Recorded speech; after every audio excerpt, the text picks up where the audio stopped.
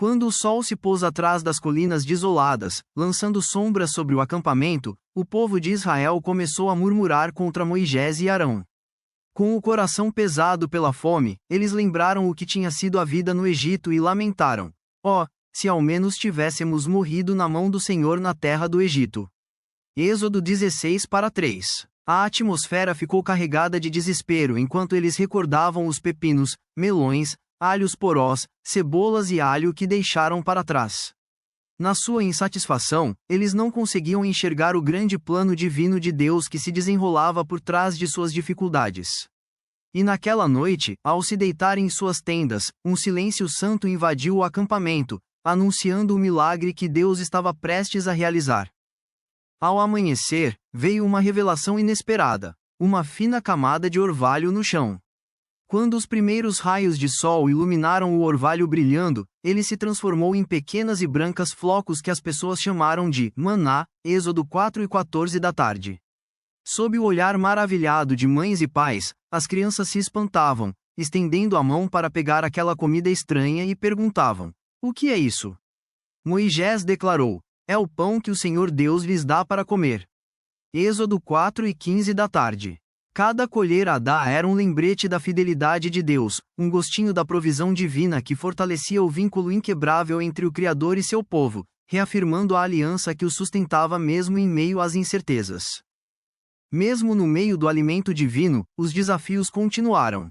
Moisés ordenou que os israelitas colhessem só o que precisavam para cada dia, exceto no sábado. Alguns, por dúvida, guardaram mais do que deviam, e na manhã seguinte encontraram tudo infestado de vermes. Essa lição de obediência marcou suas vidas, mostrando como é delicado confiar e depender de Deus. O ritmo semanal do sábado virou o ponto central da sua identidade, unindo o povo em fé e amor pelo Senhor, que diariamente cuidava deles no deserto árido. A frustração e a saudade tomaram conta do acampamento enquanto os israelitas, insatisfeitos com o maná, voltaram a levantar a voz em reclamação coletiva. Se ao menos tivéssemos carne para comer! Eles clamaram, seus corações refletindo a gula do Egito. O barulho de descontentamento tocou o coração de Deus, mas ele compreendia o desejo deles. Na tranquilidade do entardecer, Deus respondeu não com repreensão, mas com uma provisão generosa, dizendo através de Moisés: dinheiro de carne para vocês à noite.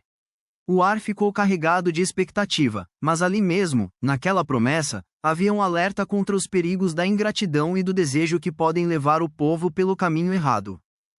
Naquela noite, um vento milagroso vindo do Senhor varreu a região, trazendo uma nuvem de cotovias. O ar se encheu do aroma de carne enquanto os viajantes cansados se preparavam para o banquete. Crianças riam de alegria, enquanto os mais velhos murmuravam com receio dessa bênção inesperada. Será que isso vai realmente nos sustentará? Perguntavam-se. Mas, ao se alimentarem, a generosidade de Deus brilhava além das queixas. E, apesar de tanta provisão, a justiça divina também se revelou. Ainda estavam eles comendo a carne entre os dentes, antes mesmo de consumi-la completamente. Então se acendeu a ira do Senhor contra o povo, diz a Escritura. Mesmo nas festas, o perigo de seus pedidos se mostrava, revelando o sabor agridoce dos desejos que não se satisfaziam. Quando as cotovias partiram, a fome se transformou numa maldição, um lembrete pungente das consequências de desobedecer à vontade divina. Vocês se tornaram abomináveis aos olhos do Senhor, ecoou pelo acampamento, Êxodo 4:20 da tarde. Cada gota das lágrimas das salmas, misturada ao sangue das cotovias, se tornou uma reflexão dramática sobre o futuro do relacionamento do povo com o Altíssimo. Nesse momento, Deus não quis apenas alimentá-los, mas moldar seus corações, guiando-os para longe das exigências carnais e rumo à liberdade da confiança divina, uma lição de nuance que ressoa através das gerações. Enquanto o sol queimava as areias de Refidim, os israelitas se viram sem água, com os espíritos sedentos sob o céu implacável. Não era apenas uma busca por água física, mas sim uma sede interior pela presença de Deus entre eles. Desesperados, o povo se reuniu ao redor de Moisés, suas vozes formando uma confusão de medo e aflição. Por que nos tiraste do Egito, para nos matar de sede, a nós e nossos filhos?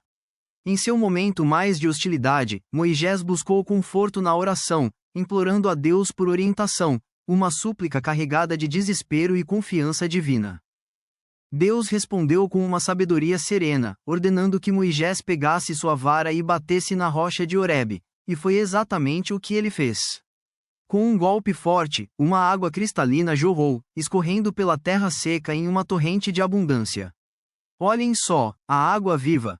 exclamaram os anciãos, com seus rostos iluminados de reverência enquanto as águas espirravam aos seus pés. A cena uniu o povo em uma gratidão imensa, não só por Moisés, mas pelo próprio Yahweh, que permaneceu fiel e o salvou mesmo em meio à rebeldia. "Será que o Senhor está entre nós ou não?" eles haviam questionado. E, naquele instante de provisão milagrosa, suas dúvidas começaram a se dissipar, revelando uma esperança renovada, uma confiança que brotava no coração daquele deserto árido. Logo depois, veio o enfrentamento com Amaleque, uma lembrança de que ainda havia desafios no caminho. Enquanto a batalha começava a ficar difícil, Moisés ficava com as mãos erguidas, segurando o cajado elevado em oração ao divino. Sempre que seus braços ficavam pesados e caíam, a situação ficava pior para Israel. Mas Arão e Hur ficavam ao lado dele, ajudando a segurar suas mãos até que o sol se pusesse e a vitória fosse conquistada. Nesse gesto de apoio mútuo, os israelitas aprenderam que suas lutas estavam conectadas. A fé não era uma jornada só de um, mas uma caminhada coletiva sob o olhar de Deus, mostrando sua graça tanto nos momentos difíceis quanto nas vitórias do povo. À medida que os dias se transformavam em semanas, o acampamento crescia com a chegada de mais israelitas, e junto com eles surgiam as complexidades inevitáveis da liderança. Moisés se sentia fraco, quase sufocado pelo peso de inúmeras questões que lhe eram trazidas todos os dias, cada disputa parecendo ameaçar a ordem frágil que tinham conseguido estabelecer. Sentado para julgar, ele via seu povo brigando por detalhes do dia a dia, seus gritos ecoando como o rolar do vento no deserto. Olhando para o horizonte distante, ele via nas nuvens carregadas seu cansaço interior e uma esperança tênue de que uma solução poderia surgir a qualquer momento. No meio de toda essa confusão, chegou seu sogro, Jetro, com o coração preocupado com o bem-estar de Moisés e do povo. Ele percebeu a carga pesada que Moisés carregava e se aproximou com sabedoria, perguntando: "Por que você está fazendo isso por todo esse povo?" Êxodo 6:14 da tarde. Essa conversa, cheia de sabedoria pastoral, ajudou Moisés a enxergar que não dava para fazer tudo sozinho. Jetro o incentivou a escolher homens capacitados para dividir o peso das pequenas disputas, criando assim uma nova estrutura de liderança, mais sustentável e eficiente. E assim, uma liderança mais sólida e duradoura começou a tomar forma. A orientação de Jetro deu frutos. Moisés seguiu seu conselho e designou líderes responsáveis por assuntos menores. Essa divisão de tarefas trouxe uma nova energia ao povo, que passou a encarar sua vida comunitária com esperança renovada. Mas a lição mais profunda foi perceber que uma liderança de verdade não é uma carga que alguém carrega sozinho, e sim um tecido forte, feito de força, colaboração e orientação divina, e isso moldou para sempre a forma como o povo de Deus governava. Nas mãos de Jetro, a sabedoria plantada virou uma comunidade unida por um propósito: buscar a santidade em sua caminhada de aliança com Deus. As provas e conquistas dos israelitas no deserto do Sinai estão gravadas na eterna história da salvação. Cada milagre, com o maná caindo do céu e as codornices chegando, se tornou um símbolo da fidelidade infalível de Deus, um lembrete de que, mesmo nos momentos mais difíceis, Ele conhece nossas necessidades antes mesmo de nós percebermos. Mateus 6:8. A grande missão de confiar no invisível, de não dependermos das soluções do mundo, mas do sustento divino, ressoa dentro do nosso coração hoje. Isso nos leva a refletir sobre a nossa dependência diária de Deus, nosso provedor e fonte de tudo. A luta por água em Refidim destaca nossa sede interior por renovação espiritual. Assim como a rocha jorrou água ao comando de Deus, o fonte sagrada também derrama graça através de Cristo, que proclama: "Quem crer em mim, do seu interior correrão rios de água viva." João 7:37 da manhã. Nossa sede por justiça, verdade e conexão divina encontra seu amor em Ele, nos lembrando de que lá está nossa verdadeira satisfação.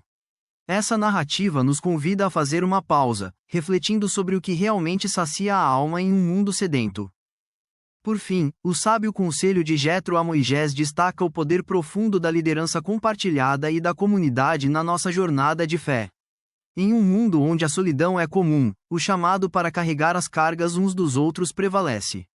O plano de Deus para o seu povo nos convida a colaborar, lembrando que ninguém deve carregar o peso da vida sozinho. A formação de relacionamentos de apoio na igreja reflete a essência do amor de Cristo, como diz em Gálatas 6:2. Ao incorporar esses ensinamentos no cotidiano, percebemos que a jornada pelo deserto ainda ressoa hoje, revelando verdades que elevam, inspiram e nos conduzem até nossa morada definitiva na terra prometida, na eterna comunhão com Deus.